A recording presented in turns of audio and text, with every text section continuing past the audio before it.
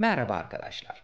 2025 yılına geldik ve artık İngilizce öğrenmek sadece bir tercih değil, neredeyse bir zorunluluk haline geldi.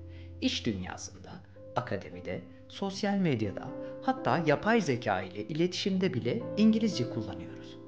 Peki bu kadar kaynak ve teknoloji varken öğrenme sürecini nasıl daha etkili hale getirebiliriz? Bugün sizlerle adım adım 2025'te İngilizce öğrenmenin en etkili yollarını paylaşacağım. Hazırsanız başlayalım. Öncelikle şunu söylemeliyim. İngilizce öğrenmeye başlamadan önce kendinize bir soru sorun. Ben bu dili neden öğrenmek istiyorum? İş için mi? Seyahat için mi? Yoksa akademik hedefler için mi? Çünkü amaç belli değilse motivasyon da çok çabuk kayboluyor. Mesela seyahat için öğrenmek isteyen biriyle akademik makale yazmak isteyen birinin yöntemi aynı olamaz. 2025'te kişiselleştirilmiş öğrenme çok önemli. Bu yüzden tavsiyem hedefinizi yazın, süresini belirleyin ve öğrenme planınızı ona göre kurun. Gelelim ikinci adıma. Teknoloji. Artık eski usul, kalın sözlüklerle vakit kaybetmiyoruz. 2025'te yapay zeka destekli uygulamalar, mobil uygulamalar ve hatta sohbet edebildiğiniz akıllı asistanlar var. Bunlar sadece bilgi vermiyor, aynı zamanda size anında geri bildirim de sağlıyor. Ama dikkat, bu araçları pasif tüketim için değil, aktif pratik için kullanın. Yani sadece kelime listesine bakıp geçmek yerine öğrendiğiniz kelimeyle cümle kurun. Kendinizi kaydedin ve uygulamaları gerçek bir partner gibi düşünün. Şunu unutmayın, dili kullanmazsanız unutursunuz. İngilizce öğrenmenin en kalıcı yolu onu gerçek hayatın içine katmak.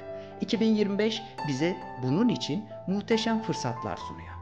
Online speaking club'lar, uluslararası Discord grupları, hatta Metaverse etkinlikleri. Haftada en az bir gün yabancılarla veya İngilizce konuşan topluluklarla iletişime geçmeye çalışın.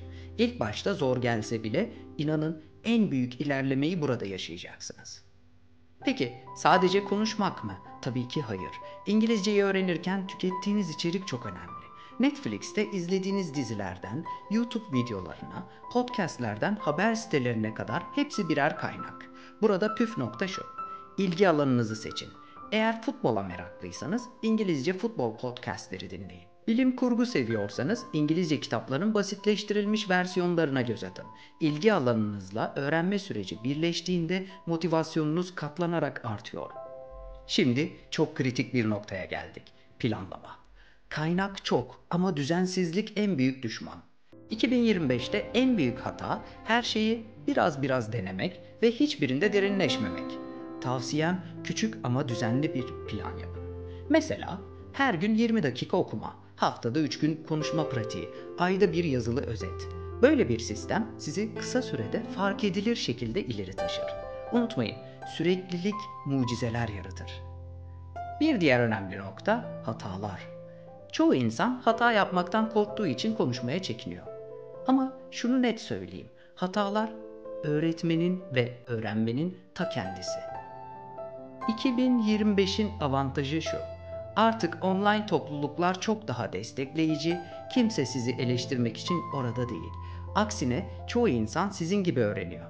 O yüzden çekinmeden konuşun, hata yapın, kaydedin, dinleyin. Hatta isterseniz bir hata defteri tutun. Göreceksiniz, aynı hataları giderek daha az yapmaya başlayacaksınız. Ve geldik son bölüme. Arkadaşlar, İngilizce öğrenmek bir yarış değil, bir yolculuk. 2025'te bu yolculuk için elimizde sınırsız kaynak var. Önemli olan doğru stratejiyi seçmek ve devamlılığı korumak. Şunu unutmayın. Bugün attığınız küçük bir adım yarın dev bir fark yaratacak. O yüzden ertelemeyin. Hemen bugün başlayın. Peki siz İngilizce öğrenirken en çok hangi yöntemleri denediniz? Yorumlarda paylaşın. Hep beraber tartışalım. Eğer bu video size faydalı olduysa kanala abone olmayı ve videoyu beğenmeyi unutmayın. Benim için İngilizce öğrenmek sadece bir dil bilmek değil, dünyaya açılan bir kapı.